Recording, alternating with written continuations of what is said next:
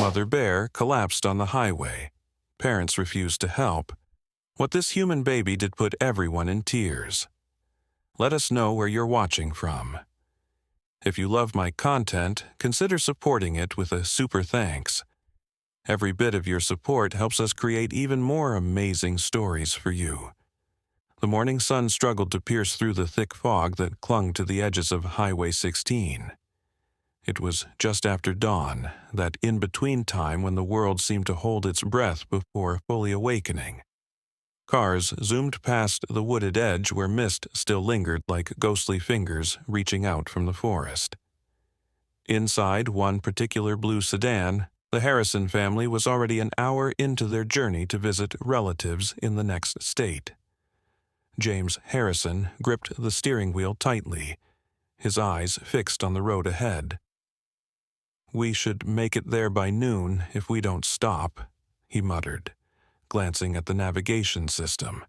His wife, Emma, nodded absently as she scrolled through her phone, occasionally looking back to check on their 18-month-old son Noah, who was babbling happily in his car seat. "Your mother will be upset if we're late again," Emma sighed, tucking a strand of auburn hair behind her ear. "Remember Thanksgiving?"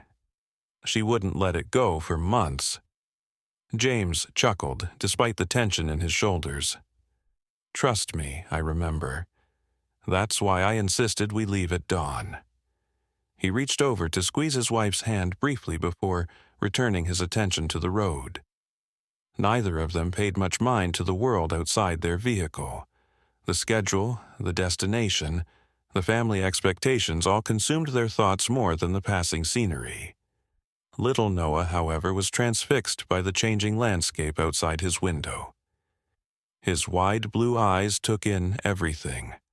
The dancing trees, the shifting clouds, the occasional bird that swooped alongside the car for a few magical seconds.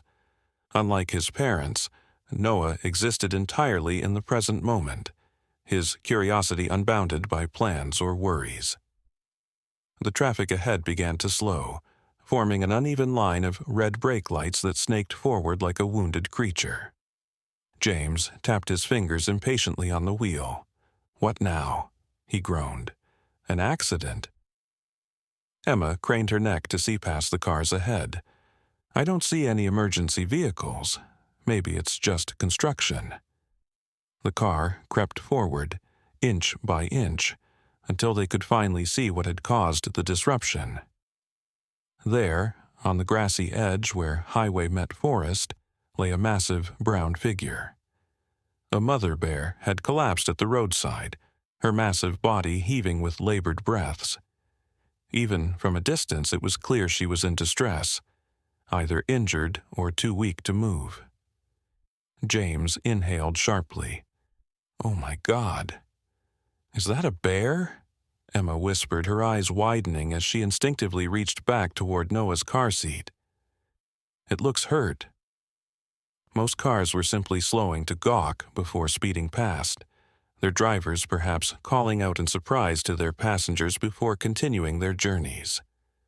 A few had pulled over about 50 yards ahead, their occupants standing at a safe distance with phones raised, either calling for help or, more likely, capturing the scene for social media. The bear's eyes were open but glazed with pain. A dark stain matted the fur on her side. Blood, James realized with a twist in his stomach. She might have been hit by a car or injured some other way, but one thing was clear. The magnificent creature was suffering, her chest rising and falling with obvious effort. "We should call someone," Emma said, already reaching for her phone. "Wildlife services or—" "And say what? We don't even know where exactly we are," James cut in, his voice tight with anxiety. "Besides, look, those people up ahead are probably already calling for help." The car directly in front of them suddenly accelerated away, leaving them face to face with the wounded animal just 30 feet from their vehicle. The bear's eyes seemed to meet James's for a heart-stopping moment. "Let's just go," he decided, his knuckles whitening on the steering wheel. "It's too dangerous to stop." What if she has cubs nearby? What if she's just resting and suddenly charges at someone? Emma bit her lip, conflict evident in her expression. But it seems wrong to just drive past. "Emma, we have Noah in the car," James reminded her, his voice dropping lower as if their son might understand. "I'm not risking our safety for a wild animal. Other people can deal with this. It's not our responsibility." From the back seat came a sudden, insistent sound. Not quite a word, but more purposeful than babble. Noah was pressing his small palms against the window, his eyes fixed on the fallen bear. "Bah! Bah!" he cried, his face scrunched with an emotion too complex for his limited vocabulary. James and Emma exchanged a glance, a flicker of shame passing between them. Their son, not even 2 years old, seemed to grasp something they were trying to ignore, the simple fact that a living being was suffering just feet away while they debated driving on. "Honey, it's just a bear," Emma turned to tell Noah gently. "We can't help. It might be dangerous." But Noah's eyes remained locked on the bear, his small face showing a concern that struck his parents silent. In that moment, their carefully constructed bubble of schedule and safety felt suddenly hollow. Behind them, a horn blared impatiently. "We need to move," James said firmly, and pressed his foot on the accelerator. But as the car began to inch forward, another sound pierced through the morning air. A high-pitched, desperate wail coming from the edge of the forest. James slammed on the brakes instinctively, causing Emma to jolt forward against her seatbelt. "What was that?" she gasped, her eyes darting toward the tree line. The answer emerged from the underbrush in the form of 2 small, wobbling figures, bear cubs, no more than a few months old.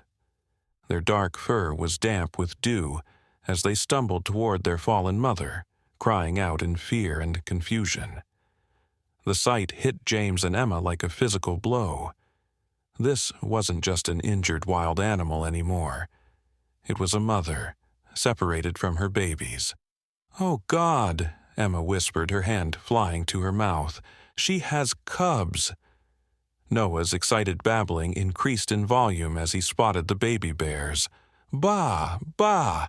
he repeated, his tiny finger pointing insistently at the window. There was something uncanny about his reaction, something that made the hair on the back of James's neck stand up.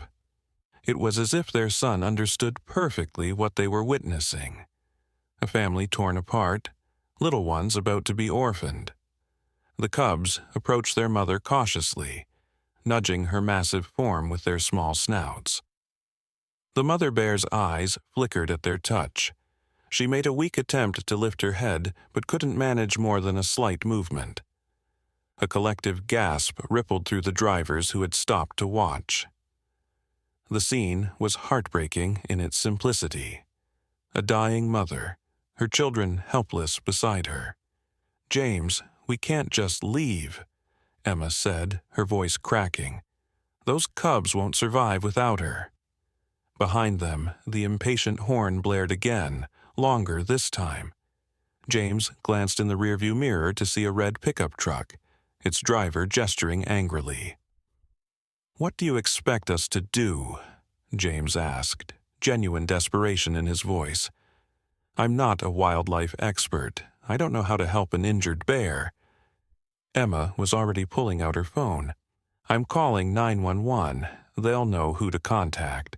Her fingers trembled as she dialed, her eyes never leaving the bears. The cubs were now curled against their mother's side, their cries softened to whimpers. The mother bear seemed to be using her last strength to nuzzle them, to offer what comfort she could despite her pain. The intimacy of the moment made it almost impossible to look away. James found himself unable to drive forward, despite the growing chorus of horns behind them. Something about the scene resonated too deeply, perhaps because he too was a parent, because he understood what it meant to protect your young at all costs. "Yes, hello," Emma was saying into her phone. her voice steadier now. "There's an injured bear on Highway 16, about 20 miles east of Riverbrook. She's badly hurt and has 2 cubs with her." She paused, listening. "No, she's not being aggressive. She seems too weak to move." As Emma spoke, another car pulled over ahead of them, a weathered green SUV with a Forest Service logo on its side. A tall woman in a tan uniform stepped out, surveying the scene with a practiced eye. Relief washed over James.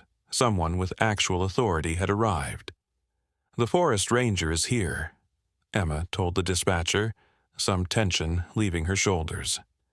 "Yes, we'll stay until they arrive. Thank you." The ranger approached the bears slowly, keeping a respectful distance. She spoke into a radio clipped to her shoulder, her expression grim but professional. After a moment, she turned and walked toward the line of stopped cars. "She's coming this way," James observed, rolling down his window as the ranger approached.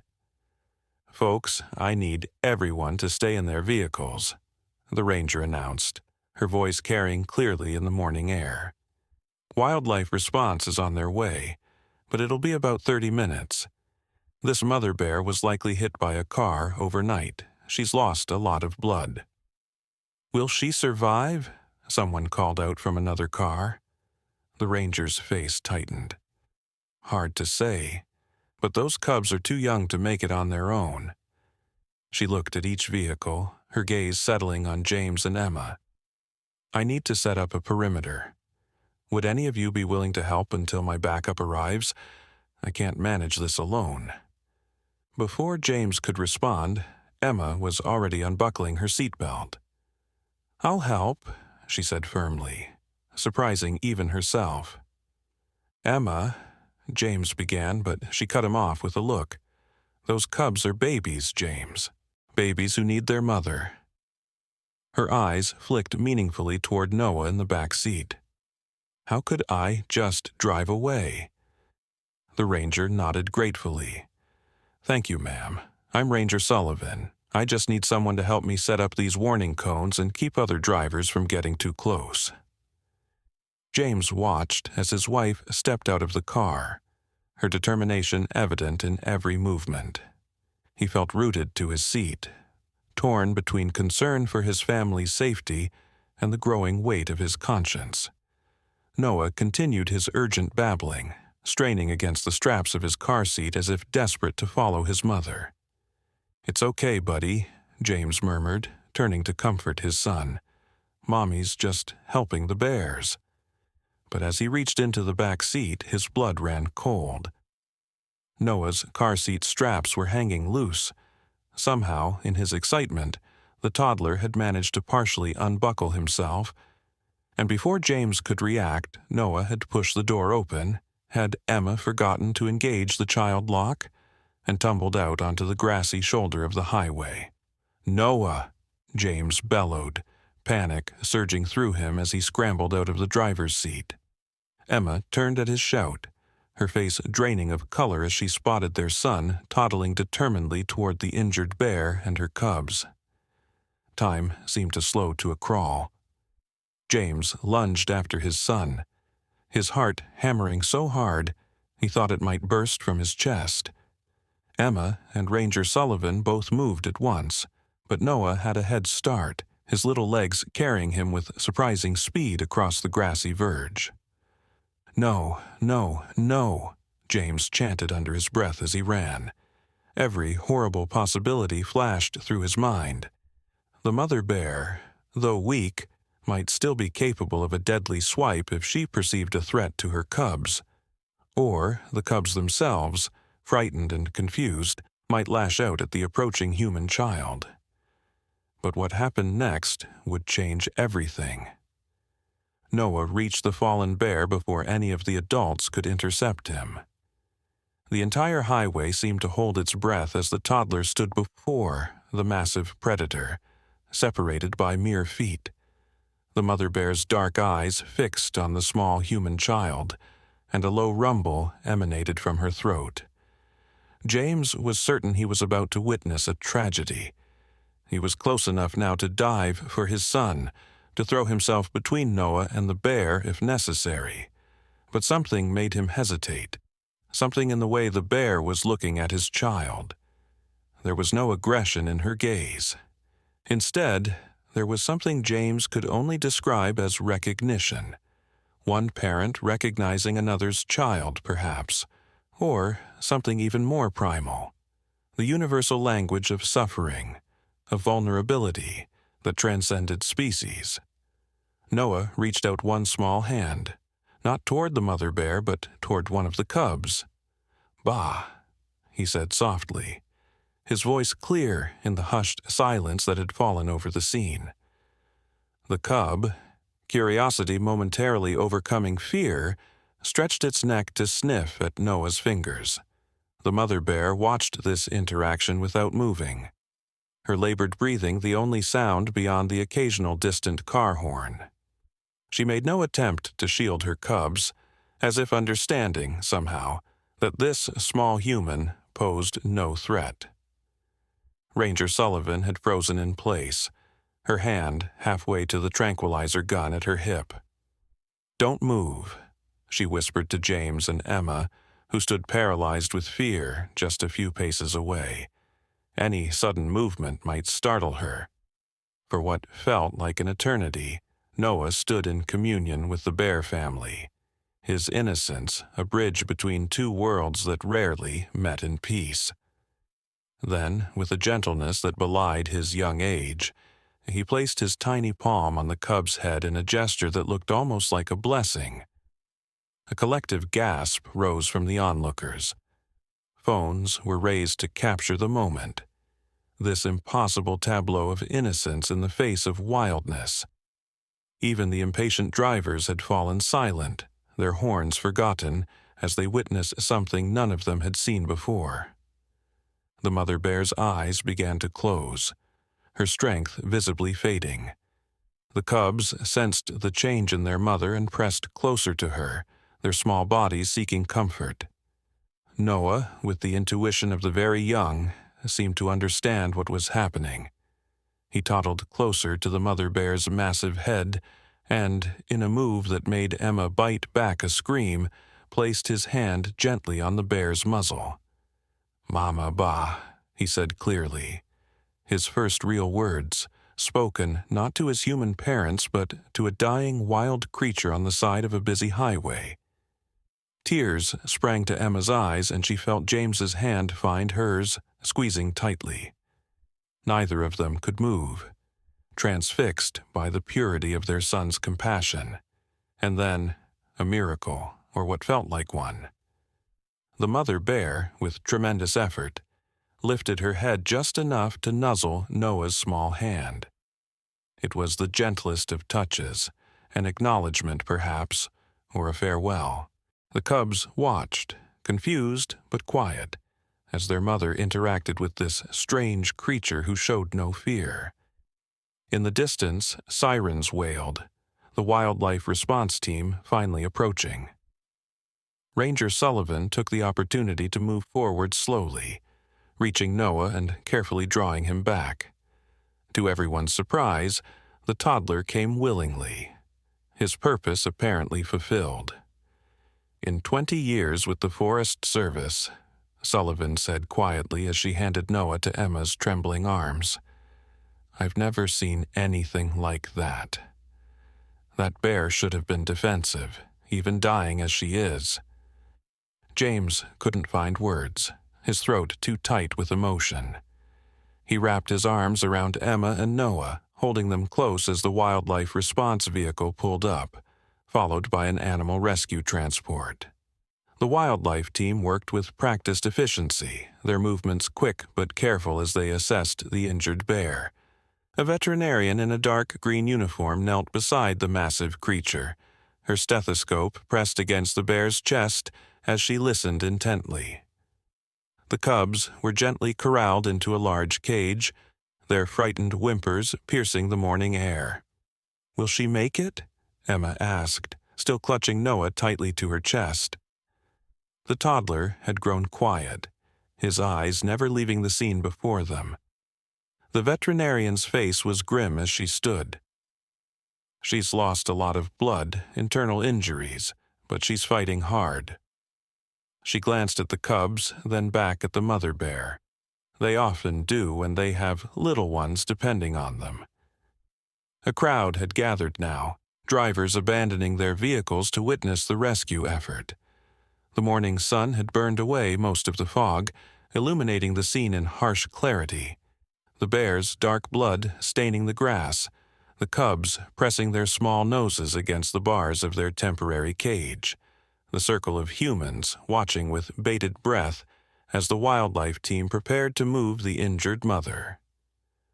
"You folks should probably get back on the road," Ranger Sullivan suggested to James and Emma.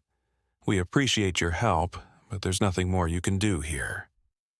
Emma nodded reluctantly, but as they turned to leave, Noah began to struggle in her arms, reaching back toward the bears with unexpected strength. "Bah, Mama, bah," he cried, tears welling in his blue eyes. "It's okay, sweetheart," Emma soothed, though her own voice wavered.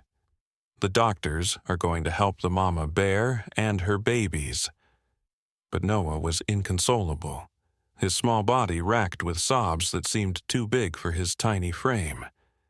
It was as if he understood exactly what was at stake. A mother's life, orphaned cubs, the brutal indifference of a world where such tragedies happen daily on roadsides rarely noticed. James felt something shift inside him as he watched his son's distress.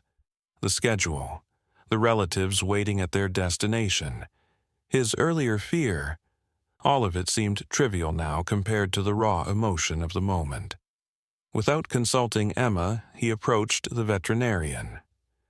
"Is there somewhere we can take the cubs?" he asked. "Some rehabilitation center or sanctuary?" The vet looked up in surprise. "Yes, there's a wildlife rehab center about 40 miles from here. That's where we're taking them now." She paused, studying James's face. "Why do you ask?" James glanced back at Emma and Noah, a decision crystallizing in his mind. We'd like to follow you there," he said firmly. "Our son, he seems to have formed some kind of connection with them." Emma's eyes widened, but instead of objection, her face softened with understanding. She carried Noah back to James's side. "Can we?" she asked the vet. "We'd just like to know they'll be okay." The veterinarian exchanged a look with Ranger Sullivan, who shrugged slightly.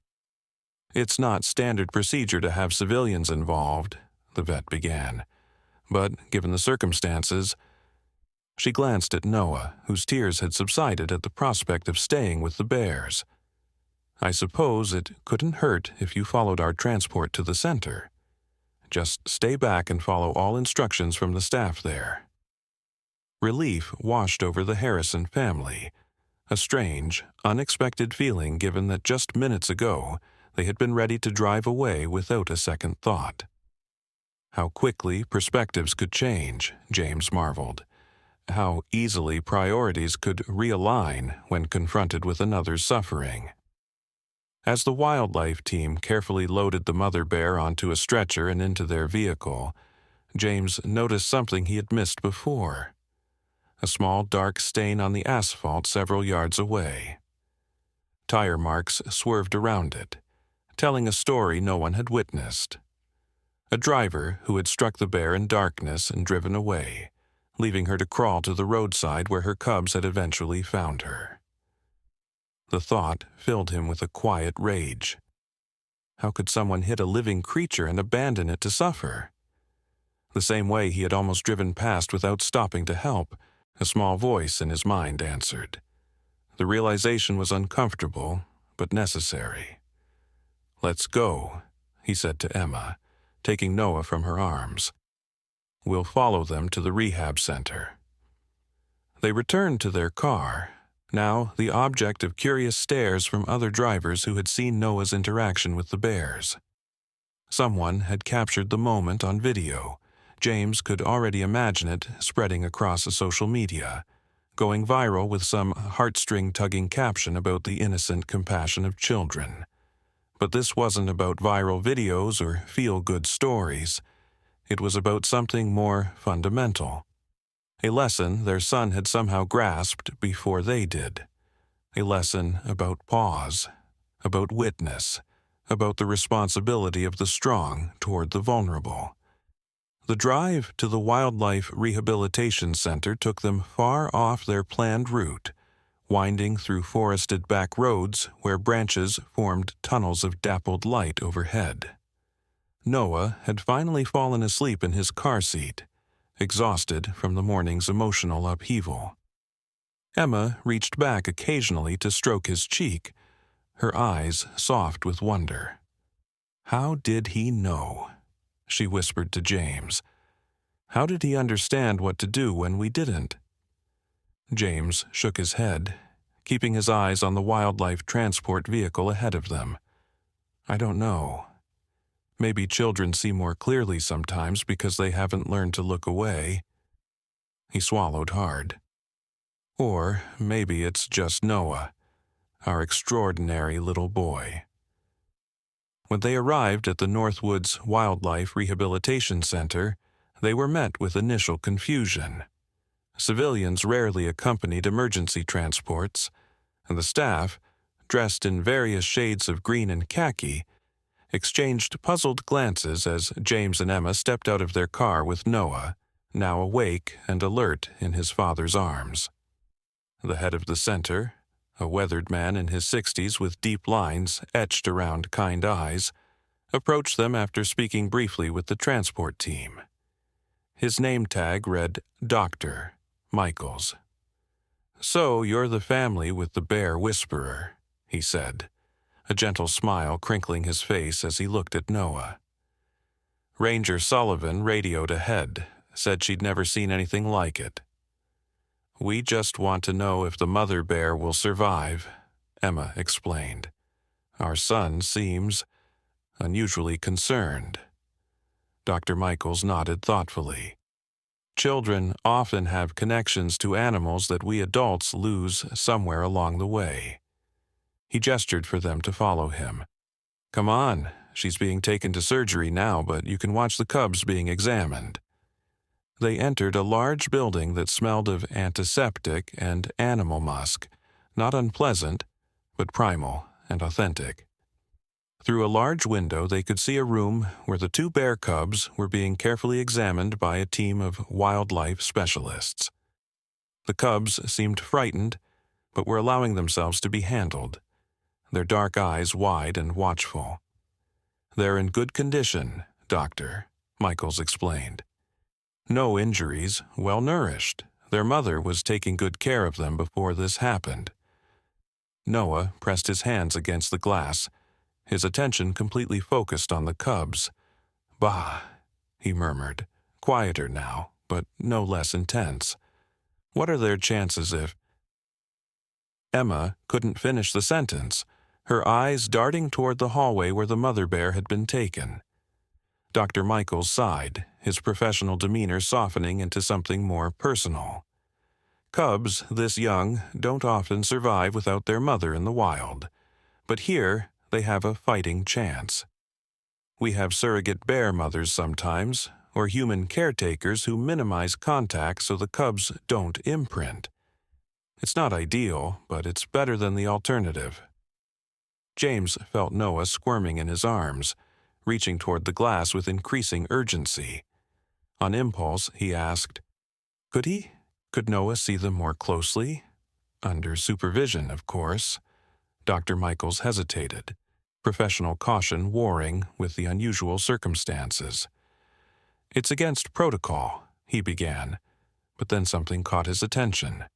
One of the cubs had noticed Noah through the glass and was staring directly at him, its small head tilted in what almost looked like recognition. "That's unusual," Dr. Michaels murmured. "They normally avoid eye contact with humans." He studied Noah for a long moment, then made a decision. "Come with me. Not into the room, but there's a better observation area where he can see them more clearly." They followed him down a short hallway to another viewing window, this one much larger and lower to the ground. Dr. Michaels spoke briefly with one of the wildlife specialists inside, who nodded and gently carried one of the cubs closer to the window. Noah wriggled until James set him down. The toddler approached the glass slowly, his movements deliberate as he placed both palms against the transparent barrier. On the other side, the cub was set down on a padded examination table near the window. It immediately scampered to the edge closest to Noah, its nose twitching with curiosity. For several breathtaking moments, child and cub regarded each other, two young beings separated by glass and species, but connected by something older than words. Noah made a soft cooing sound, and to everyone's astonishment, the cub responded with a gentle whine of its own. "I've never—" Dr. Michaels trailed off, shaking his head in wonder. "In 30 years of wildlife rehabilitation, I've never seen a wild bear cub respond to a human child like that. They're usually terrified of us." The door at the end of the hallway opened, and the veterinarian who had treated the mother bear at the roadside stepped through. Her surgical cap was still on, her expression unreadable as she approached Dr. Michaels. They spoke in hushed tones, their bodies angled away from James and Emma, in that universal posture that signaled bad news. Emma gripped James's hand so tightly that her nails dug into his palm. They didn't need to hear the words to understand what was being conveyed. The mother bear had not survived her injuries. Dr. Michaels turned to them, his face heavy with the weight of delivering difficult news. "I'm very sorry," he began, his voice gentle but direct. "We did everything we could, but her injuries were too severe. She had massive internal bleeding that couldn't be controlled." Emma's free hand flew to her mouth, tears welling in her eyes. James felt a hollowness open inside him, an emptiness made more acute by the knowledge that somewhere in this building, two cubs had just become orphans without knowing it. But how to tell Noah? Their son was still communing silently with the bear cub through the glass, oblivious to the adult conversation happening behind him. His innocence felt suddenly precious and fragile, a bubble about to be pierced by the sharp edge of loss. "We should go," James said quietly to Emma.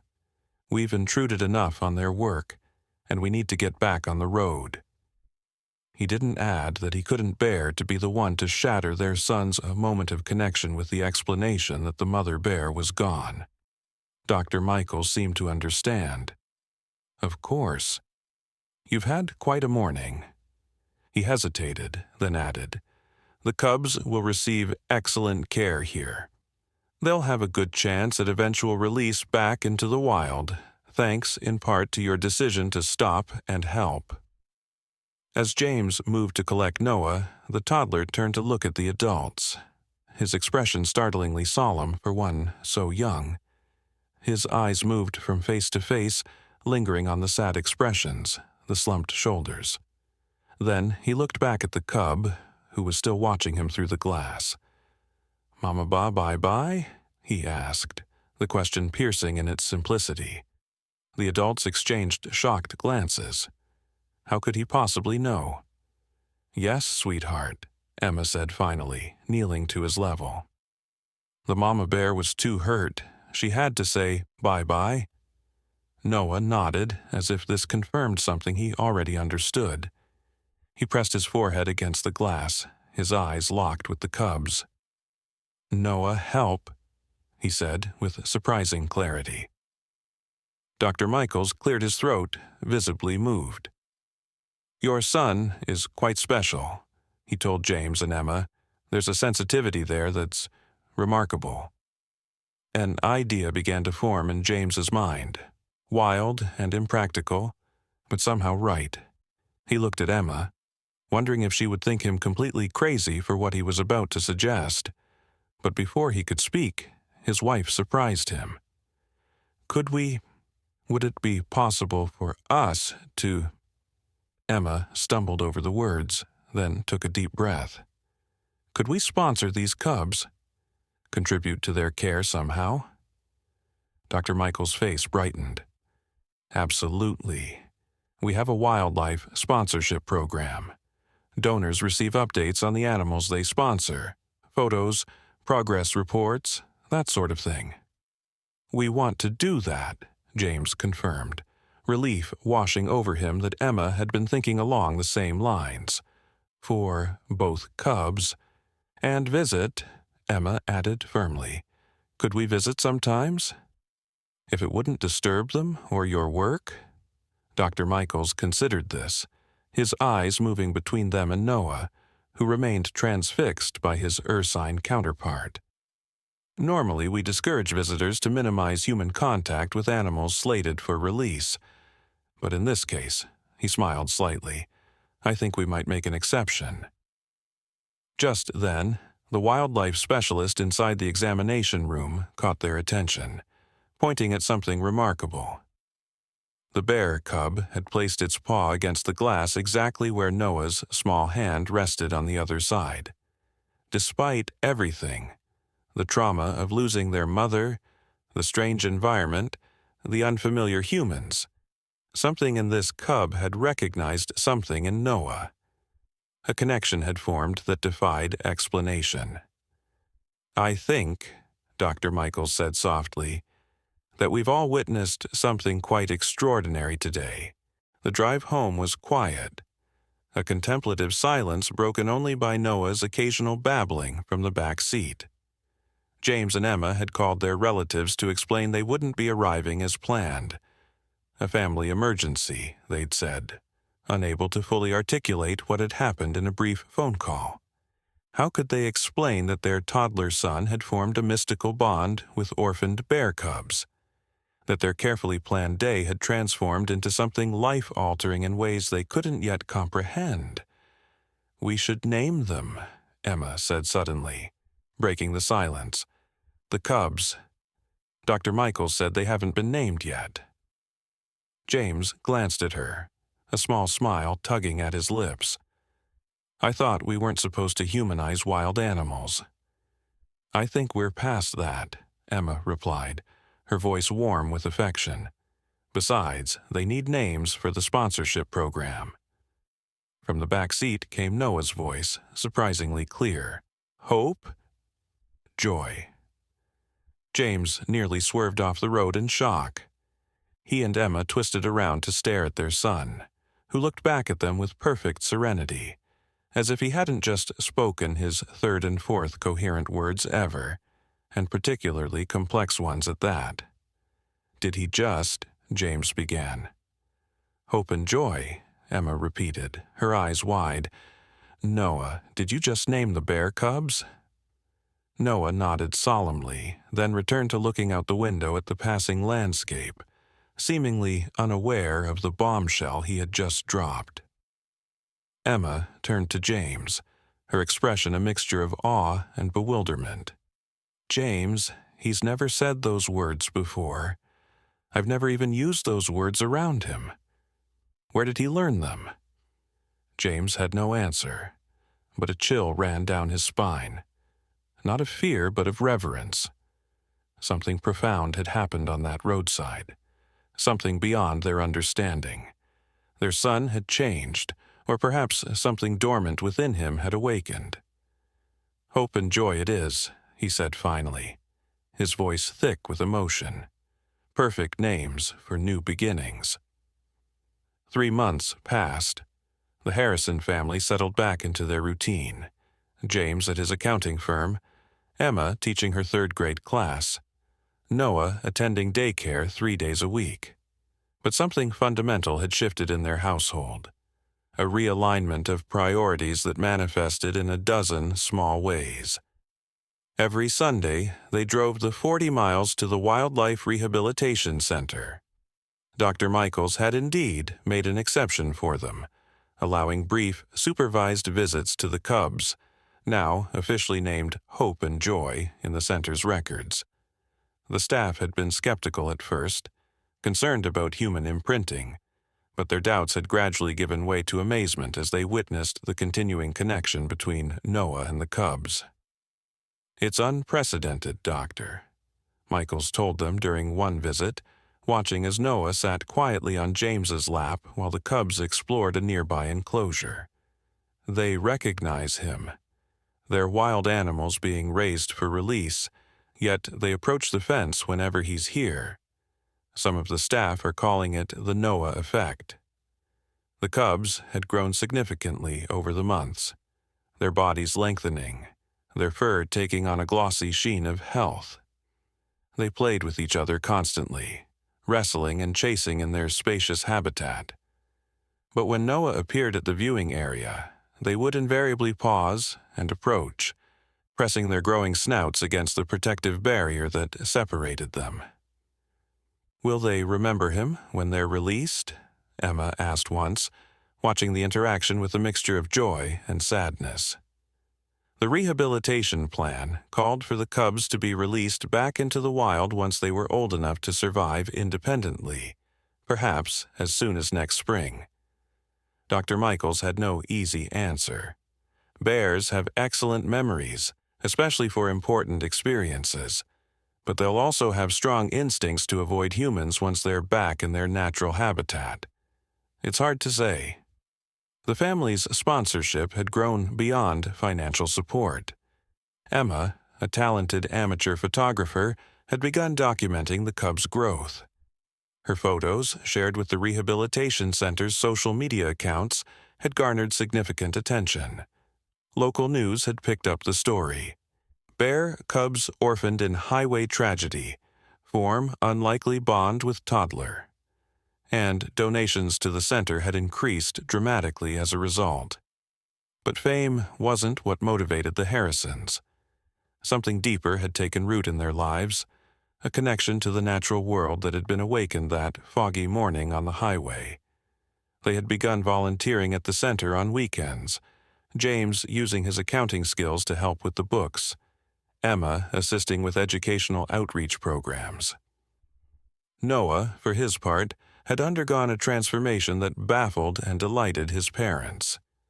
His speech had exploded in the weeks following the bear encounter, advancing far beyond what was typical for his age. More puzzling still were the words he used, complicated terms related to nature and wildlife that neither James nor Emma had taught him. "The cubs need deeper water," he announced one day during their visit, pointing to the small pond in the enclosure. The following week, the center installed a larger water feature, and the staff marveled at how eagerly the cubs took to swimming and fishing in the deeper pool. Dr. Michaels had introduced them to a colleague, Dr. Eleanor Walsh, a child psychologist with an interest in exceptional developmental cases. She had observed Noah with the cubs several times, her expression thoughtful as she took notes. "There are documented cases of children showing unusual intuitive abilities with animals," she explained during one consultation. "But Noah's case is remarkable. His linguistic development alone would place him in a highly gifted category. But this interspecies empathy he displays goes beyond anything in the literature." "Should we be concerned?" Emma asked, watching Noah as he sat by the viewing window, seemingly communicating with the cubs through looks and small gestures. Dr. Walsh smiled reassuringly. "Concerned?" Number amazed, "Yes.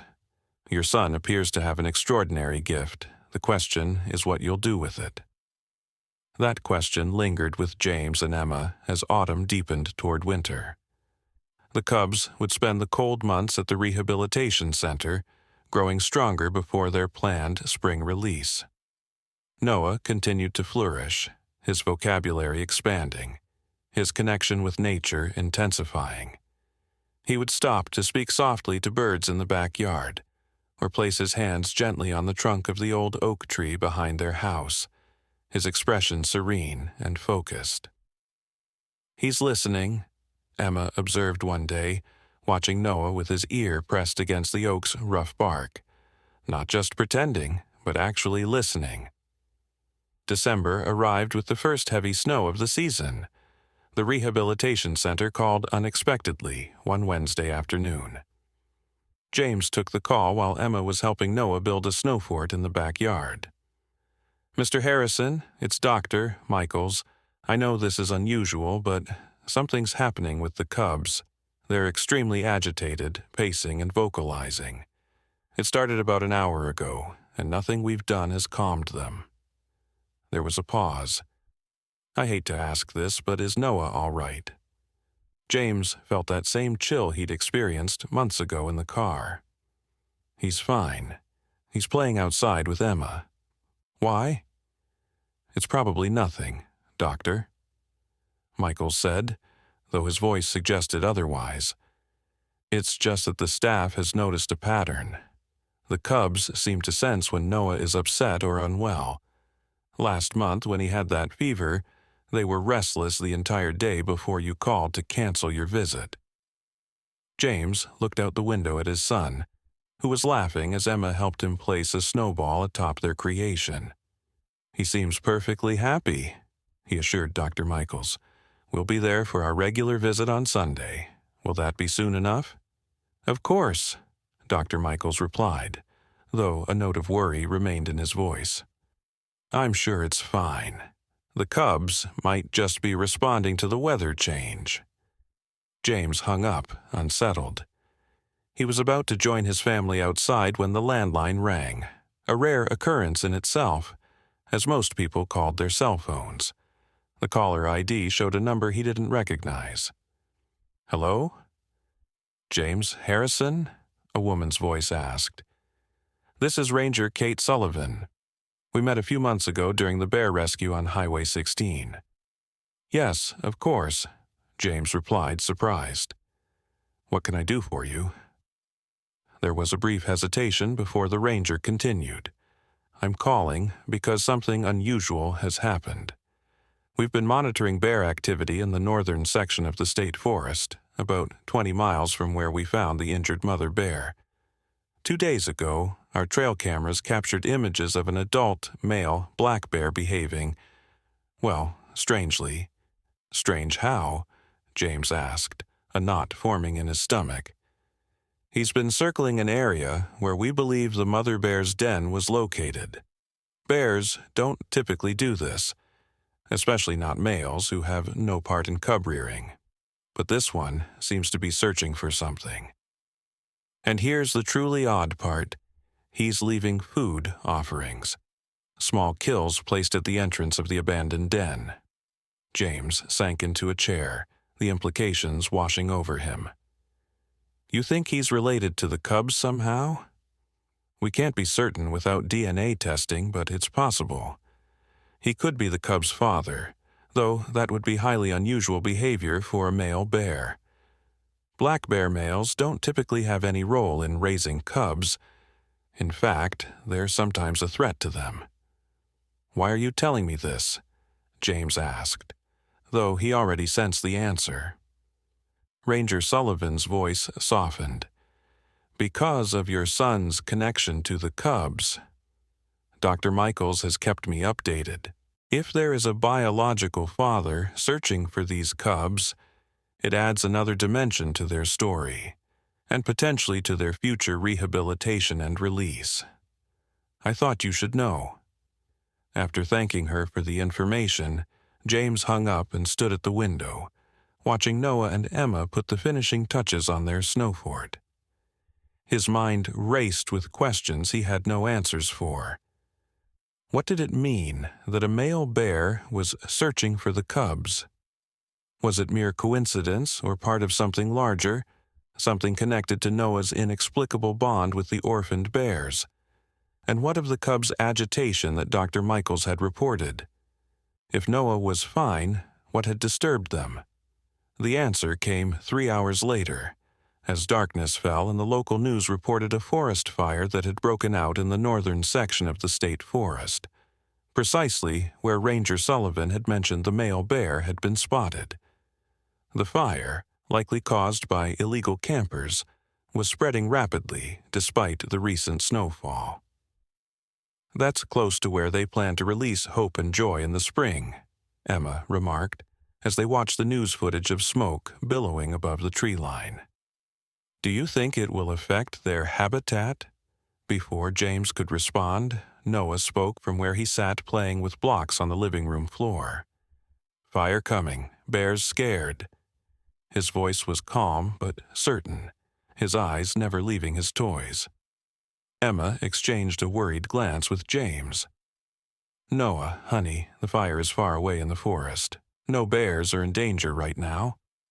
Noah looked up then, his expression serious beyond his years.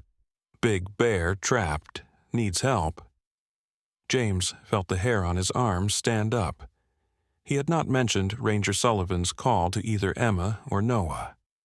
There was no way Noah could know about the male bear in that section of the forest, unless his connection extended beyond the cubs they visited each week. Noah, he asked carefully, kneeling beside his son, which big bear is trapped? Noah tilted his head, as if listening to something only he could hear. Daddy bear, he said finally. Hope enjoys Daddy. Emma's hand flew to her mouth, her eyes wide as they met James's across the room. James, what's he talking about? James hesitated only briefly before sharing Ranger Sullivan's information. As he spoke, Noah continued building with his blocks, seemingly unconcerned, though James noticed he was constructing something that looked remarkably like a crude den. When James finished explaining, Emma sat silent for a long moment, processing.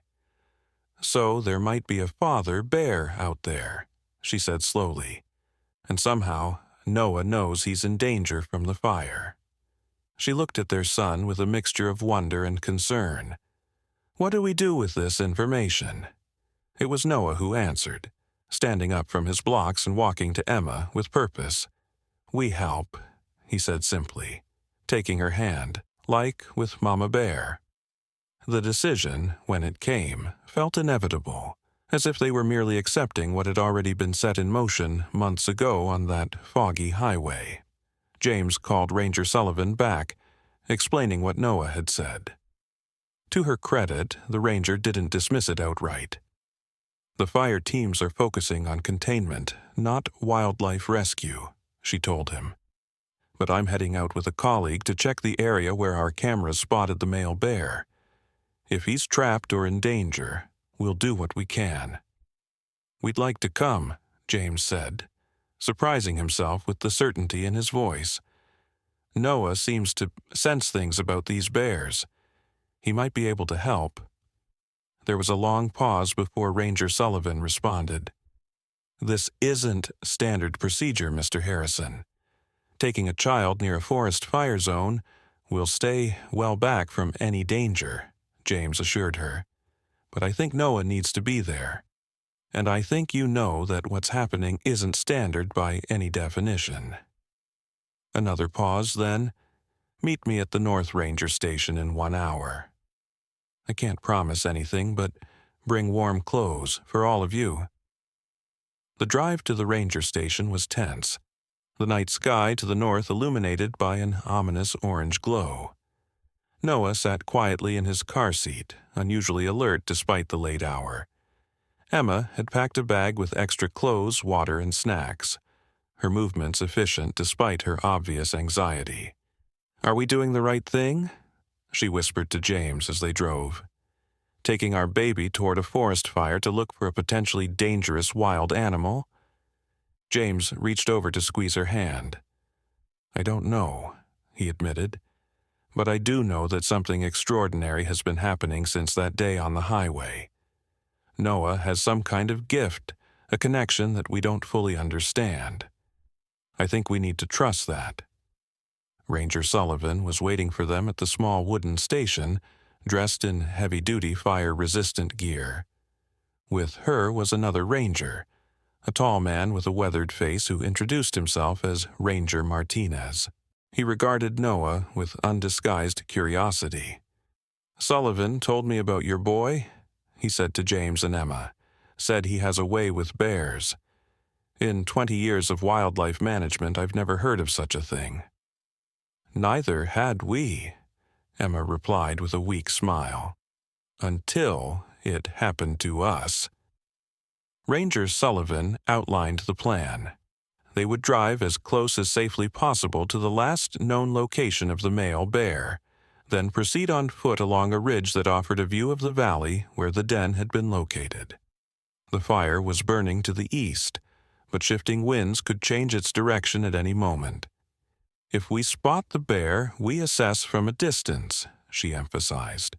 "No approaching, no heroics. The fire response teams have been notified that we're conducting a wildlife assessment. They'll avoid water drops in our area, but we need to be out before the fire line moves too close." They transferred to the ranger's heavy-duty vehicle, Noah's car seat secured in the back beside Emma. As they drove deeper into the forest, following service roads that wound through the darkness, Noah began to grow increasingly animated, pointing out the window and repeating, "Close now. Close now." Ranger Martinez exchanged a look with Sullivan. "Kid's got a good sense of direction at least," he muttered. "We're about 2 miles from where the cameras spotted the male bear." They parked at a small clearing and continued on foot, James carrying Noah while Emma and the rangers navigated with powerful flashlights. The smell of smoke hung heavy in the air, and distant crackling could be heard despite the fire being over a mile away. The orange glow had intensified, casting eerie shadows among the trees. "Not much further," Ranger Sullivan assured them as they climbed a gentle slope. "There's a viewpoint ahead where we can safely survey the valley." Noah suddenly began squirming in James's arms, pointing urgently to the right, away from their planned route. "There, Daddy, bear there." The adults froze, flashlights sweeping in the direction he indicated. For a moment, there was nothing but darkness between the trees. Then, a flash of movement and the gleam of eyes reflecting their light. "Hold position," Ranger Martinez whispered, unslinging the tranquilizer rifle he carried. "That's definitely a bear." The animal emerged partially from the shadows, a large male black bear, his coat glossy in the flashlight beams. He showed no aggression, merely watched them from a distance of about 50 yards, his massive head swinging slowly from side to side as if assessing them. Noah made a soft sound in his throat, not quite a word, but something between a coo and a hum. The bear's ears pricked forward. "He won't hurt us," Noah said clearly, his small voice carrying in the hushed forest. "He's scared of the fire. Needs help." Ranger Sullivan kept her flashlight trained on the bear. "The fire's moving this way," she confirmed in a low voice. "He should be heading north to escape it, but he keeps circling back to this area. It's not natural behavior." Noah squirmed until James was forced to set him down, though he kept a tight grip on his son's hand. "Hope and joy," Noah called out to the bear, his voice surprisingly strong and clear. "He's looking for hope and joy." The bear took a step forward, then another, causing Ranger Martinez to raise his rifle slightly. "Easy," he murmured, though whether to the bear or the humans wasn't clear. Noah turned to the adults, his expression earnest. "He wants to know where they are. He's been looking and looking." Emma knelt beside Noah, her heart pounding but her voice steady. "The cubs are safe, Noah. They're at the center, remember. Can you tell him that?" It seemed absurd, asking a toddler to communicate with a wild bear. And yet, after everything they had witnessed over the past months, it also seemed like the most natural thing in the world. Noah faced the bear again and spoke, but not in English. The sound that emerged from his throat was a soft grunting noise, followed by a low hum that resonated in the night air. The bear went completely still, its head tilted as if listening intently. Ranger Sullivan's flashlight trembled slightly. "What in God's name?" Noah repeated the strange vocalization, adding a gentle huffing sound at the end. Then he pointed in the direction they had come from toward the rehabilitation center miles away, and made the sound again. The bear took another step forward, then stopped. It rose briefly onto its hind legs, towering over 6 feet tall, its snout testing the air. Then it dropped back to all fours and made a sound of its own, a rumbling grunt that echoed Noah's, but deeper, more resonant. "He understands," Noah said simply, looking up at the stunned adults. "He knows they're safe now." As if to confirm this, the bear turned and began moving away from them, heading north, away from the advancing fire toward safer territory. Before disappearing into the darkness, it paused for one final look back, its eyes reflecting the distant flames. James lifted Noah into his arms again, holding him tightly against his chest. He could feel his son's heart beating, strong and steady, where his own raced with adrenaline and wonder. "What just happened?" Emma whispered, her voice shaking as she moved closer to them. Ranger Sullivan shook her head slowly, her professional composure visibly rattled. "I'm not entirely sure, but I think your son just talked to a bear, and I think it answered him." Ranger Martinez lowered his rifle, his weathered face softening with something like awe. "My grandmother was from the Blackfoot tribe," he said quietly. "She used to tell stories of children born with the ability to speak to animals, not like in fairy tales, but through a deeper understanding. She called them bridge walkers, souls who could move between the human world and the world of wild things." He looked at Noah with newfound respect. "I always thought they were just stories." The fire continued to burn through the night, but shifted east with the wind, sparing the valley where the mother bear's den had been located. By morning, containment lines had been established, and the immediate danger had passed.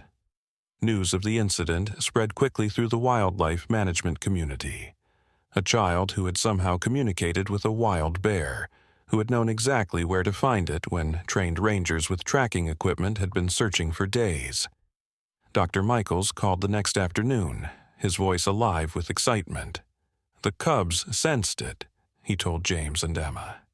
"That night when they were agitated, they knew their father was in danger, and now they're calm again. It's extraordinary." A week later, DNA tests confirmed what Noah had somehow known. The male bear was indeed the father of hope and joy.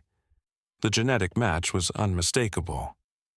"It rewrites what we know about black bear behavior," Dr. Michaels explained during the family's Sunday visit. "Male bears abandoning cubs is the norm, not the exception. For this male to be searching for his offspring months after their mother's death, it's unprecedented." Noah sat quietly by the viewing window, watching hope and joy playfully battle over a frozen apple. The cubs had continued to grow, their bodies stronger, their movements more coordinated. In a few months, they would be ready for release, back into the wild where they belonged. "What happens now?" Emma asked, her arm linked through James's as they watched their son with the bears. "With the father bear, I mean?" Dr. Michaels smiled thoughtfully. "We've tagged him for tracking. Ranger Sullivan has proposed a modified release plan, releasing the cubs in the same territory where the father has established himself. It goes against conventional wisdom, but then everything about this case does." James nodded slowly, his mind returning to that moment in the forest when Noah had made those otherworldly sounds, when he had, impossibly, spoken the language of bears. "And Noah? What happens with him?" Dr. Michaels glanced at the boy, his expression softening. "That's up to you as his parents, but I think your son has a remarkable gift, an ability to bridge worlds that most of us can't even perceive. I suspect this is just the beginning of his journey." Later that evening, as James tucked Noah into bed, he found himself studying his son's face in the gentle glow of the nightlight. The same button nose, the same blue eyes that had always been there, And yet somehow, Noah now seemed like a beautiful mystery, a familiar stranger. "Noah," he asked softly, "how did you know what to say to the bear in the forest? How did you know he was looking for hope and joy?" Noah yawned, his eyelids growing heavy. "The bears talk to me in here," he said, placing a small hand over his heart. "Not with words like we use, with feelings, with knowing." James smoothed back his son's hair, overwhelmed with love and wonder. "And the sounds you made? Where did you learn those?" Noah's eyes were drifting closed now, his voice fading with approaching sleep. "From Mama Bear. She taught me before she said goodbye. She knew I would need to help." A chill ran through James, not of fear, but of reverence. That day on the highway, when Noah had placed his hand on the dying mother bear's muzzle, something had been exchanged between them. Knowledge, perhaps, or simply connection, passed from one mother's child to another. "Daddy," Noah murmured, on the edge of sleep. "Yes, buddy?" "When Hope and Joy go home to the forest, can we still visit them sometimes? And their daddy?" James leaned down to kiss his son's forehead, his heart full. "I think we'll always be connected to them now. Some bonds can't be broken by distance or time." Noah smiled faintly, already more asleep than awake. "Good," he whispered, "because they're our family too now." And as his son drifted into dreams, James knew with absolute certainty that their lives had been forever changed by that chance encounter on a foggy highway. What had begun as a simple family trip had become something larger, a journey into understanding the profound connections that bind all living things. Connections that most adults had forgotten how to see, but that his extraordinary son could somehow still perceive. Spring arrived with an explosion of new life. Wildflowers dotted the forest floor, birds returned from southern migrations, and the rehabilitation center buzzed with activity as various winter residents prepared for release. Hope and Joy had grown remarkably over the cold months. No longer small, awkward cubs, they were now adolescent bears with sleek coats and powerful muscles. Their play had evolved into practice. Mock fights that built strength, fishing attempts in their pool, climbing sessions on the logs and platforms in their enclosure. The release date had been set for mid-April, when the forest would provide abundant early food sources.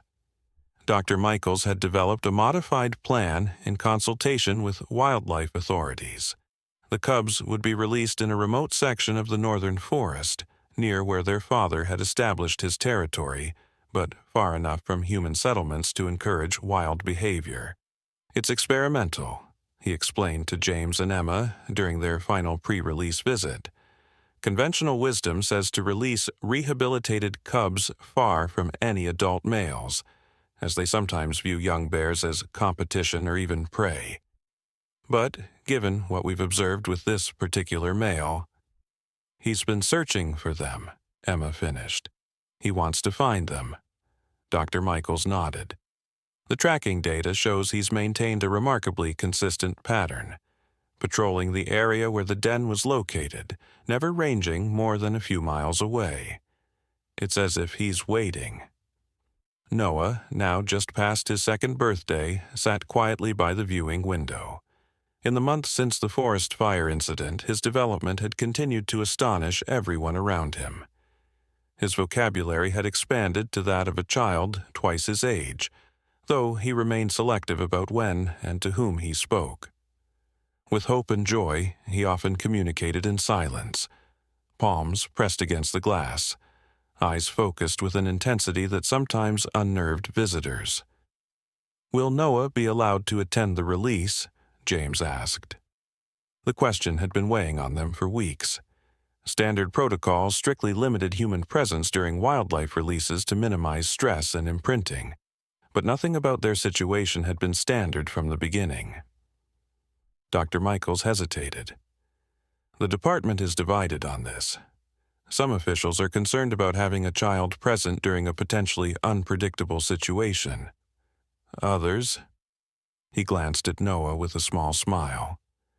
Others recognize that this case is unique, that your son has a connection with these bears that might actually facilitate their transition back to the wild. And where do you stand? Emma asked quietly. I believe Noah should be there, Dr. Michaels said firmly. Not just for the bears' sake, but for his own. Closure is important, even for children, perhaps especially for children. Noah turned from the window, his expression solemn. I need to say goodbye properly, he said, his diction remarkably clear. Hope and Joy need to know it's okay to go home. The adults exchanged glances, still not entirely accustomed to Noah's uncanny perceptiveness. He seemed to understand concepts far beyond his years, life cycles, attachment, the bitter-sweet necessity of separation for growth. Then it's settled, Dr. Michaels decided. I'll inform the department that the Harrison family will be present as official observers during the release. The final decision will be theirs, but I'll make a strong recommendation. The permission came through 3 days later, with strict conditions. The family would remain in a designated vehicle during the release, maintaining a safe distance. Only authorized personnel would handle the transport cages. No interference would be permitted once the release began, regardless of the outcome. Emma read the official letter aloud at breakfast, her voice steady despite the emotion behind her words. When she finished, Noah nodded as if a question had been answered. The bears will be okay, he said simply, returning to his cereal. Daddy Bear will find them. James studied his son across the table. How can you be so sure, buddy? The forest is a big place. Noah looked up, his blue eyes reflecting wisdom far beyond his years. Because he knows where to look. I told him. The morning of the release dawned clear and mild.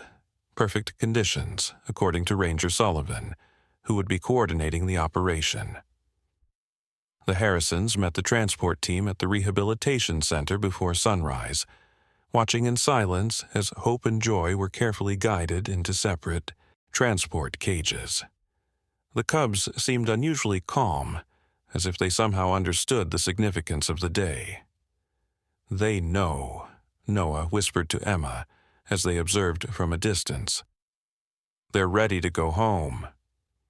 The journey to the release site took nearly 2 hours, following logging roads deep into the state forest. Noah dozed against Emma's shoulder in the back seat of their car, which followed the transport vehicle and ranger trucks in a small convoy. James drove silently, his thoughts a mixture of joy and melancholy.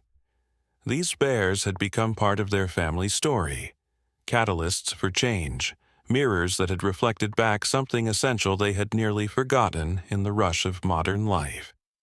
The imminent separation felt like sending children off to college, necessary but heart-wrenching. You're thinking too loudly, Emma said softly, reaching to squeeze his shoulder from the back seat. James smiled faintly. Just wondering what happens after today. For Noah, I mean. These bears have been so central to his life for months now. We'll find ways to stay connected, Emma assured him. Dr. Michaels said we can still receive updates from the tracking collars. And there will be other animals, other opportunities for Noah to express whatever this gift is he has. The convoy finally stopped in a small clearing, surrounded by towering pines. Beyond stretched a vast wilderness, thousands of acres of protected forest where Hope and Joy would begin their true lives as wild bears. The transport team and rangers moved with practiced efficiency, positioning the cages at the forest edge while maintaining a respectful silence. As instructed, the Harrisons remained in their vehicle, windows rolled down to allow them to witness the moment. Noah sat forward in his car seat, suddenly alert. his eyes scanning the tree line with unusual intensity. "He's here," he announced, pointing to a dense section of underbrush about 100 yards from the release point. "Daddy Bear is watching." Ranger Sullivan approached their car, bending slightly to speak through the window. "We're ready to begin. The location has been baited with food to encourage the cubs to stay in this general area for a few days. The tracking collars will allow us to monitor their movements and health from a distance." She hesitated, then added, "Doctor, Michael's thought you might want this." She handed Emma a small flat stone, smooth and black, with white speckles like stars. "It's from the site where we found the mother bear," Ranger Sullivan explained. He thought it might help Noah with closure. Emma accepted the stone with tears in her eyes, passing it to Noah, who cradled it in his small palms as if it were something precious. "Thank you," he said to the ranger, his voice clear and solemn. Ranger Sullivan nodded, a hint of emotion breaking through her professional demeanor. "You're a special kid, Noah Harrison. Don't ever lose that connection you have." She returned to the release team, giving a signal that set the process in motion. The cages were positioned side by side, facing the forest, their doors aligned with a carefully cleared path into the undergrowth. A ranger approached each cage, hand steady on the release mechanisms. 3, 2, 1, release, came the quiet command over the radio. The cage doors slid open simultaneously. For a long moment, nothing happened. Hope and Joy remained inside their transport boxes, perhaps uncertain about this new development. Then Hope took the first tentative step onto forest soil, paws pressing into earth she had never felt before, yet which was her birthright. Joy followed seconds later, both cubs pausing at the threshold between captivity and freedom. In the car, Noah pressed his palm against the window, his eyes never leaving the bears. "It's okay," he whispered, though the cubs were too far away to hear. "You're home now." As if responding to his unheard encouragement, the cubs ventured forward, noses working frantically to process the explosion of new scents. They moved hesitantly at first, then with growing confidence, discovering the food left by the rangers, berries, fish, and honey, arranged to reward their exploration. The assembled humans watched in reverent silence as the young bears took their first meal in the wild. There was something profoundly right about the moment. A restoring of balance, a mending of what had been broken that foggy morning on the highway. Then Noah gasped softly, drawing the adults' attention to the far edge of the clearing. There, half hidden in shadow, stood the massive form of the father bear. He watched his offspring with careful attention, making no move to approach while humans were present, but his message was clear. He had found them, as promised. "I told you," Noah said, his voice filled with quiet joy. He remembered where to look. The father bear's appearance accelerated the departure of the human observers. Ranger Sullivan gave the signal to withdraw, and the convoy prepared to leave, backing slowly out of the clearing to minimize disturbance.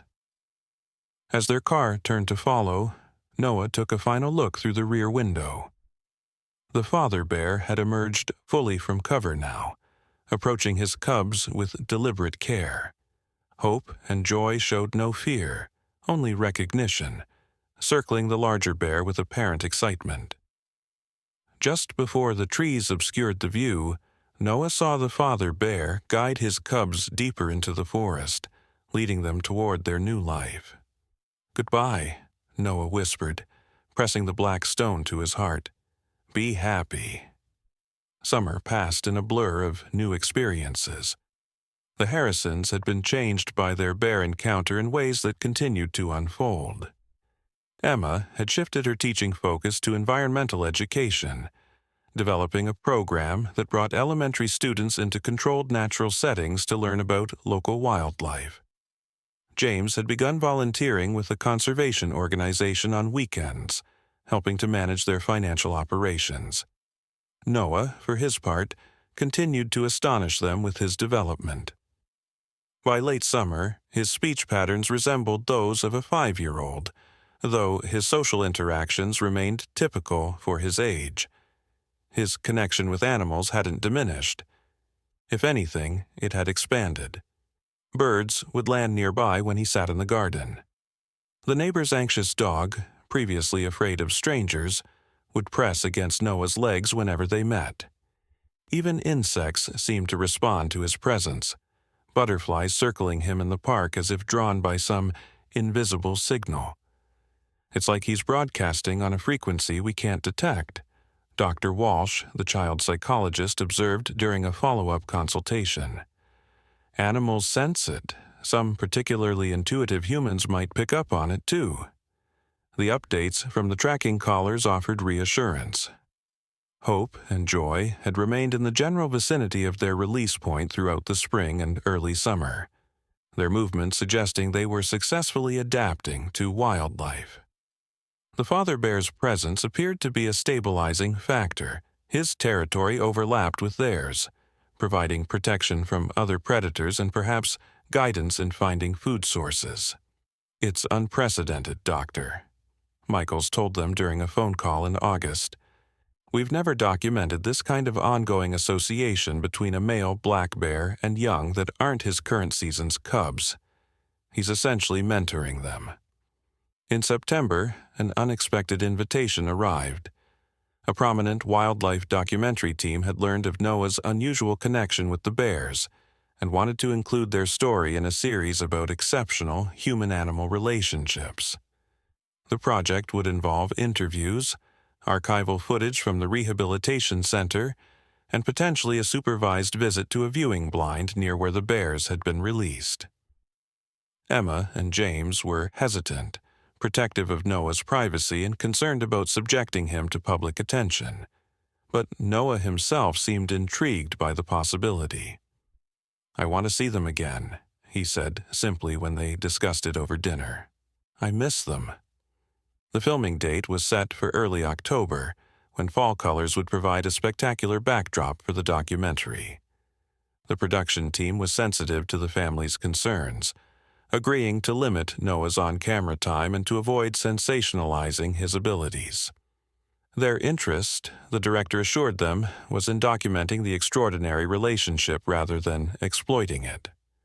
The viewing blind had been constructed with input from Ranger Sullivan, a small camouflaged shelter positioned near a stream where the bears had been regularly sighted. Trail cameras had confirmed that Hope and Joy often visited the area in late afternoon, sometimes accompanied by their father. The team would arrive before dawn, set up silently, and wait.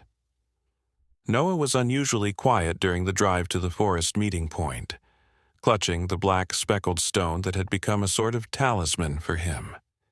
Emma worried that the experience might be too overwhelming, too much expectation, too many strangers, too great a chance of disappointment if the bears didn't appear. "We can go home any time you want," she assured him as they parked and prepared to hike to the blind. "Just say the word." Noah smiled up at her, his expression serene. They'll come," he said with absolute certainty. "I called them last night." Emma exchanged a glance with James, who shrugged slightly. They had grown accustomed to Noah's mysterious pronouncements, learning to neither dismiss them nor demand explanations. The documentary team, a director, cameraman, sound technician, and wildlife biologist, met them at the trailhead with hushed greetings. Dr. Michaels and Ranger Sullivan were also present, having agreed to provide expert commentary for the film. Together, they made their way quietly along the narrow trail, Noah walking confidently between his parents. The blind was more sophisticated than Emma had expected. A permanent structure with comfortable seating, observation slots at various heights, including one lowered for Noah, and sound-dampening materials to muffle human noise. The team set up their equipment with practiced efficiency, The camera focused on the peaceful stream and the small clearing beyond where bears might appear. Hours passed. The documentary team conducted quiet interviews with Dr. Michaels and Ranger Sullivan, capturing their perspectives on the unusual case. James and Emma shared their experience in soft voices, describing the transformation their family had undergone since that morning on the highway. Noah sat patiently at his observation slot, the stone clutched in his small hand, his eyes never leaving the forest beyond. As afternoon light began to soften toward evening, a collective tension filled the blind. If the bears didn't appear soon, they would lose their filming opportunity. The director glanced anxiously at her watch, exchanging concerned looks with the cameraman. Then Noah straightened, his entire body alert. "They're coming," he whispered, a smile breaking across his face. Every adult in the blind held their breath, cameras focusing on the clearing. For several long moments nothing changed, just wind-stirring leaves, water flowing over stones in the stream. Then movement at the forest edge. A dark shape, then another, emerging cautiously into the fading light. Hope and joy had arrived. The bears were nearly unrecognizable from the cubs they had known. Their bodies had filled out with muscle, their movements confident and graceful as they approached the stream. They moved in perfect synchronicity, heads swinging from side to side as they scanned for danger or opportunity. Finding the area secure, they began to drink from the clear water, occasionally glancing up as if expecting something, or someone. "They've grown so much," Emma whispered, tears in her eyes as she watched the young bears they had helped save. Beside her, James wrapped an arm around her shoulders, his own throat tight with emotion. The documentary team filmed silently, capturing the bears' natural behaviors without disturbing them. Dr. Michaels murmured quiet observations about their apparent health and development, his professional tone belied by the wonder in his eyes. Then Noah did something unexpected. Before anyone could stop him, he pressed his mouth close to the observation slot and made a soft, huffing sound. The same vocalization he had used with the father bear during the forest fire. It was barely audible to the humans in the blind, but the effect on the bears was immediate. Both hope and joy froze, heads swiveling toward the hidden blind. Their noses worked frantically, testing the air. Joy took a hesitant step toward them, then another, her movements cautious but purposeful. "She recognizes him," Ranger Sullivan breathed, amazement evident in her voice. "After all these months—" Noah made the sound again, slightly louder, and added a gentle humming note that resonated in the quiet clearing. Joy responded with a similar vocalization, approaching even closer to the blind. Hope followed a few paces behind, more cautious but equally curious. The humans in the blind hardly dared to breathe as the bears drew within 30 feet of their hiding place, close enough to see the intelligence in their dark eyes, the healthy sheen of their coats, the confidence in their movements. Those were no longer the orphaned, frightened cubs from the rehabilitation center. They were wild animals in their prime, exactly as they were meant to be. Noah pressed his palm against the observation slot, his expression one of pure joy. "They remember," he said softly. "They still know me." As if to confirm his words, Joy rose briefly onto her hind legs, nose pointed directly toward Noah's hidden position. She made a soft chuffing sound, an acknowledgement perhaps, or a greeting to the human child who had somehow bridged their separate worlds. The moment was interrupted by the arrival of a third bear, larger with a distinctive white patch on his chest. The father bear approached calmly, showing no alarm at his offspring's proximity to the human blind. He made a low, rumbling sound that prompted the younger bears to return to the stream, where all three began to fish with practiced skill. "Extraordinary," the wildlife biologist whispered, her scientific detachment momentarily forgotten. The family bond has persisted. They're functioning as a social unit despite all conventional understanding of bear behavior. For nearly an hour, the bears remained in the clearing, feeding, playing, occasionally communicating with soft vocalizations that seemed to hold meaning beyond what the human observers could comprehend. Only Noah appeared unsurprised by their continued connection, watching with the satisfied expression of someone whose faith has been confirmed. As darkness began to gather, the father bear made a distinctive huffing sound. Hope and Joy immediately ceased their play and moved to his side. With one final glance toward the blind, a look that seemed to hold recognition and perhaps farewell, the father bear led his offspring back into the depths of the forest, disappearing as silently as they had arrived. The blind erupted in hushed exclamations as soon as the bears were gone. The documentary team reviewing footage, the experts discussing the unprecedented behaviors they had witnessed. But Noah remained quiet, his eyes still fixed on the spot where the bears had vanished. "Are you okay, sweetie?" Emma asked, kneeling beside him. Noah nodded, his expression peaceful. "They're happy," he said simply. "They're where they belong." "Do you miss them?" James asked gently. Noah considered this, his small face thoughtful. "Yes," he admitted, "but it's okay to miss things that are in the right place. Better than them being in the wrong place and not missing them." The wisdom in his words left the adults momentarily speechless. Here was a child not yet 3 years old, articulating a philosophy of conservation and respect for natural processes that many adults never grasped.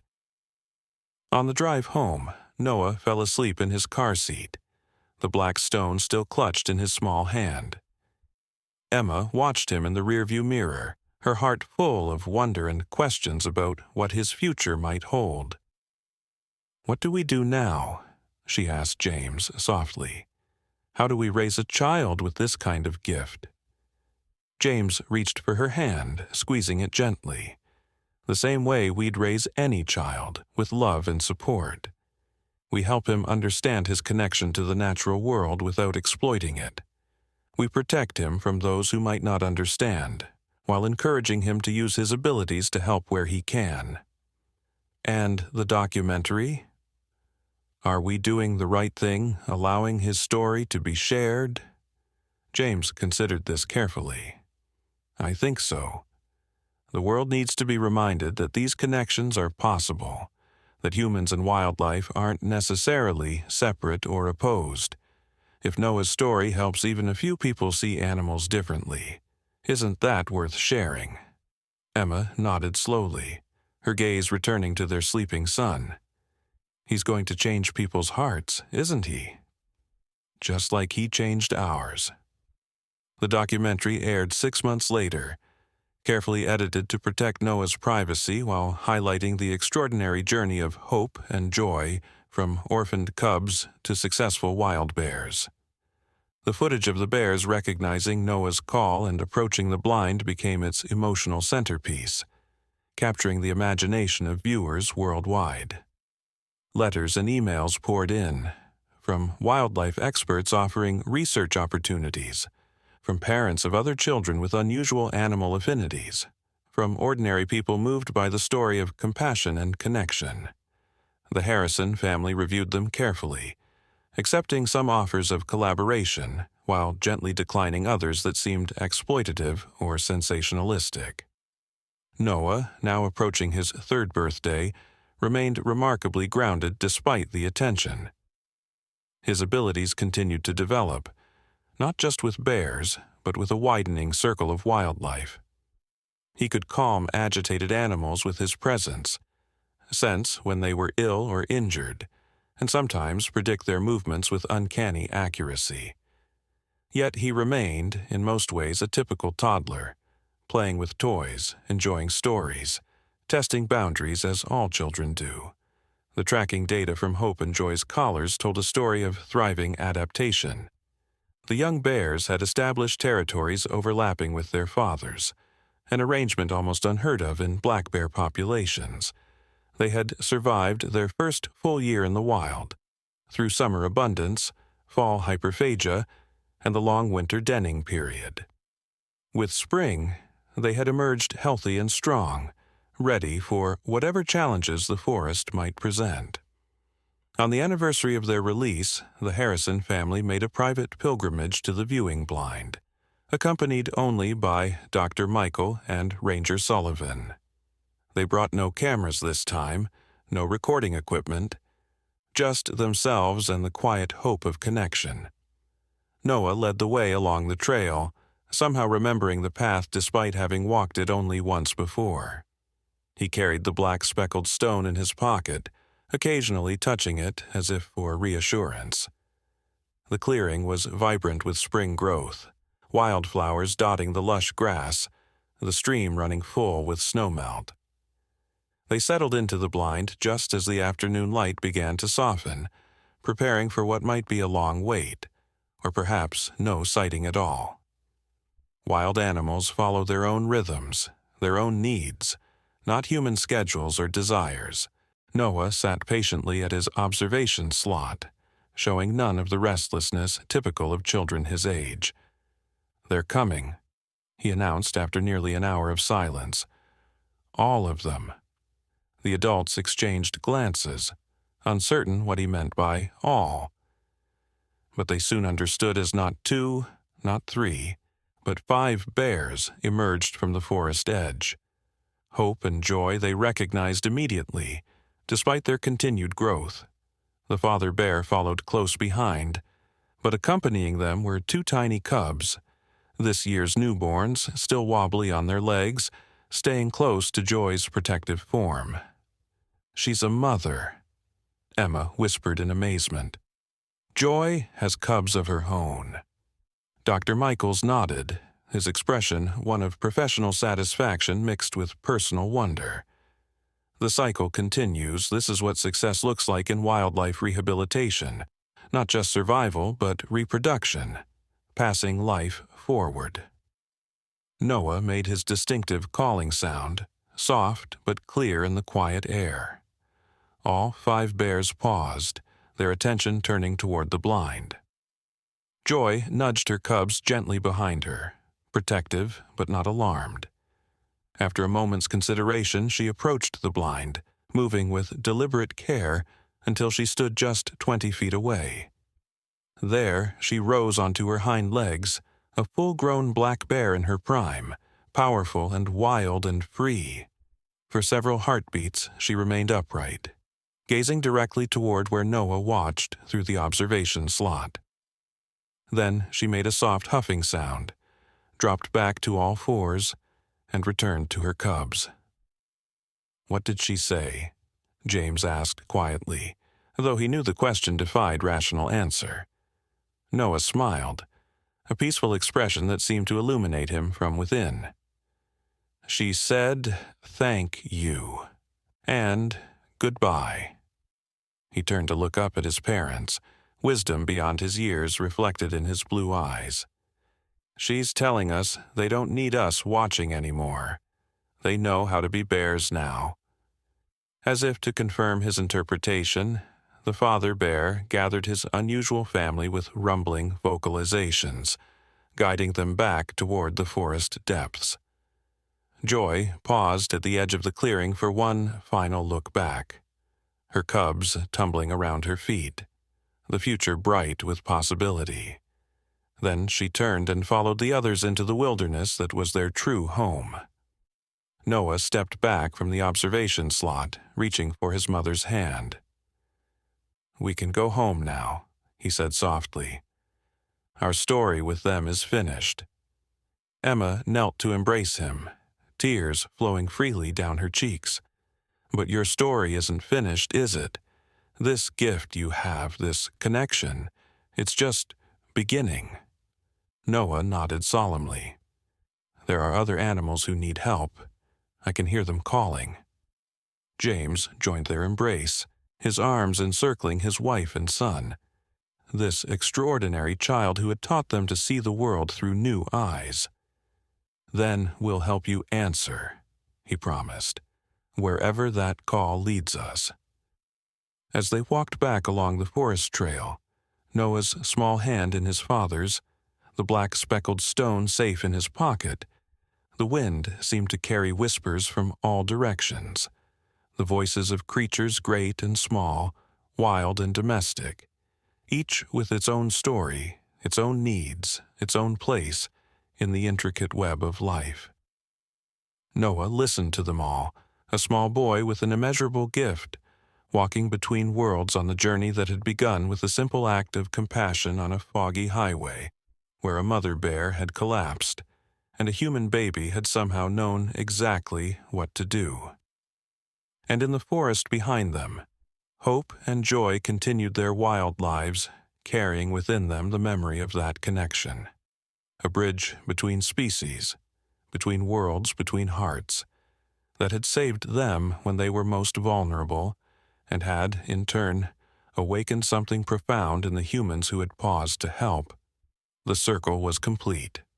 And yet, in another way, it was just beginning. 5 years passed. Noah, now 7 years old, stood at the edge of a different forest clearing, far from where hope and joy made their home. His parents watched from a distance as he knelt beside a wounded wolf, his hands gentle on the animal's flank. The wolf, feared predator of the wilderness, lay still under his touch, dark eyes fixed on the boy's face with complete trust. "It's okay," Noah murmured, using both human words and the soft sounds he had learned to make for each species he encountered. "The pain will pass soon." The wildlife veterinarian standing nearby shook her head in amazement. "I've never seen anything like it," she whispered to James and Emma. "That wolf should be sedated for this procedure, but with your son here—" Emma smiled, long accustomed to such reactions. Noah has that effect on them, he always has. Their son had grown into his gift, his natural affinity for animals deepening with each passing year. Word had spread through wildlife rehabilitation circles, then to conservation organizations, and finally to the broader scientific community. The Harrison family now traveled where they were needed, helping with difficult animal rescues, rehabilitation cases that had stymied experts, reintroduction programs that required special care. Noah's abilities had been studied by researchers from prestigious universities, documented in scientific journals, and featured in educational programs worldwide. Yet he remained remarkably unchanged by the attention. A thoughtful, compassionate child who spoke to animals with the same natural ease that other children spoke to friends. The black speckled stone still traveled with him everywhere, kept in a small pouch around his neck. "To remember where it all began," he would say when asked about it. With one mother bear who needed help, and the babies she left behind. That evening, as they sat around a campfire near the wildlife research station, a package arrived, delivered by a ranger who had driven up the remote forest road specifically to find them. Inside was a thumb drive and a handwritten note from Dr. Michaels, now director of the rehabilitation center where Hope and Joy had once lived. "Thought you'd want to see this right away," the note read. "Trail camera captured it yesterday in the North Forest. Sending the coordinates if you want to visit."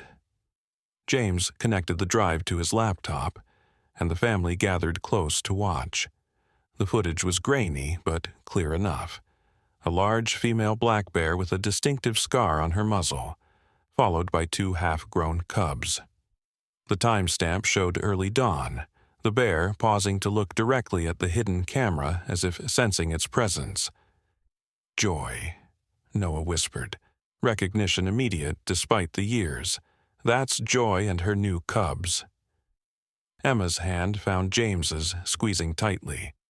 "The tracking collars came off years ago. We didn't know if she was still." "She's thriving," James said softly, his voice thick with emotion. All this time. Noah touched the screen gently, his fingers tracing the outline of the bear he had once known as a tiny, orphaned cub. "She remembers us," he said with quiet certainty. "That's why she looked at the camera. She knows humans sometimes watch, and she wanted us to see that she's okay." The family made the journey to the North Forest the next morning, guided by the coordinates Dr. Michaels had provided. They hiked in silence through ancient trees, Noah leading the way with unerring instinct. No blind awaited them this time, just a small clearing beside a bubbling stream, much like the one where they had last seen Joy and her family years before. "We'll wait here," Noah decided, sitting cross-legged on a fallen log. "She might come if she knows we're here." Hours passed. Birds called overhead, squirrels chattered in the branches, but no larger animals appeared. Emma and James exchanged concerned glances as the afternoon began to wane. Perhaps this journey would end in disappointment. But Noah showed no signs of impatience or doubt.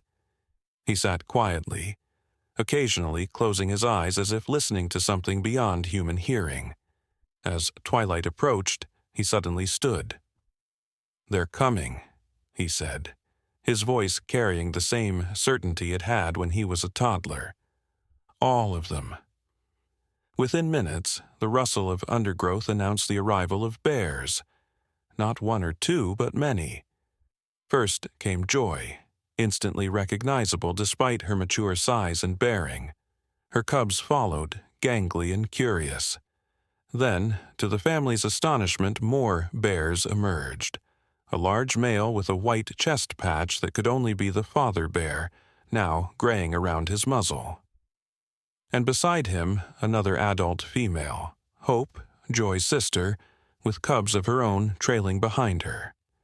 3 generations of bears stood before them, the orphaned cubs they had helped save, the offspring those cubs had produced, and now a 3rd generation, new life continuing the lineage that had nearly ended on that highway years ago. Noah stepped forward slowly, his movements deliberate and respectful. He made no sounds this time, no attempt to communicate in bear language. Instead, he simply stood, palms open at his sides, tears streaming freely down his face.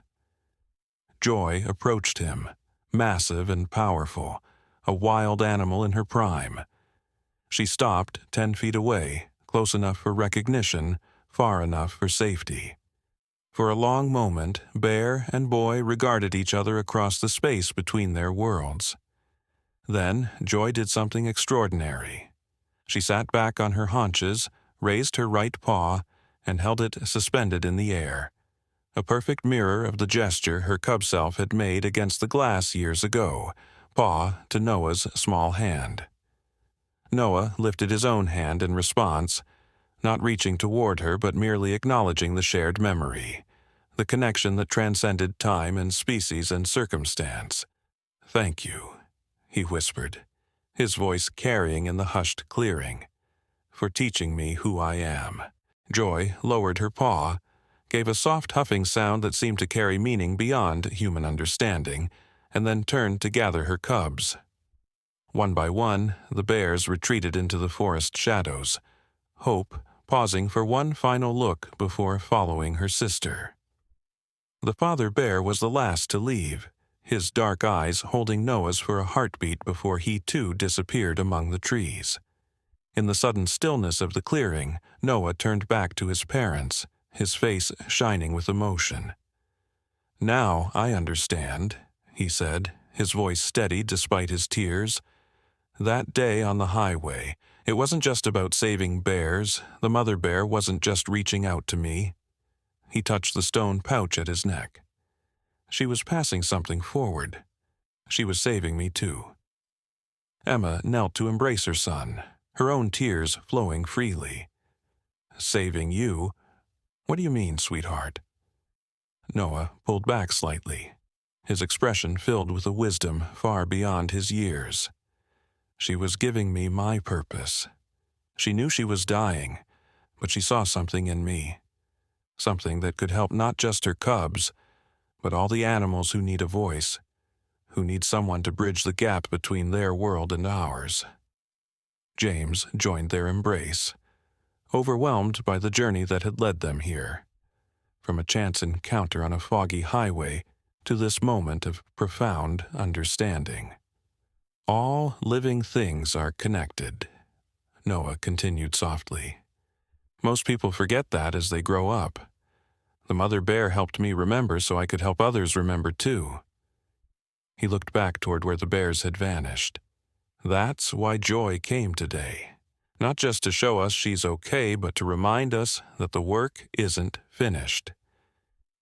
As twilight deepened into night, the family remained in the clearing, their hearts full with the miracle they had witnessed. Stars appeared overhead, ancient light reaching down to touch the forest canopy.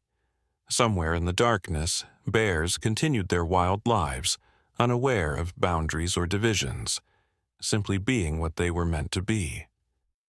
And a boy who could speak their language stood between worlds, no longer a toddler who had innocently reached out to a dying mother bear, but a child coming into the fullness of his gift and the purpose it carried. The story that had begun with tragedy on a highway had transformed into something beautiful and ongoing, a legacy of compassion passed from one generation to the next, across the boundaries of species, a reminder that in the most unexpected moments we might discover not only who we are, but who we are meant to become.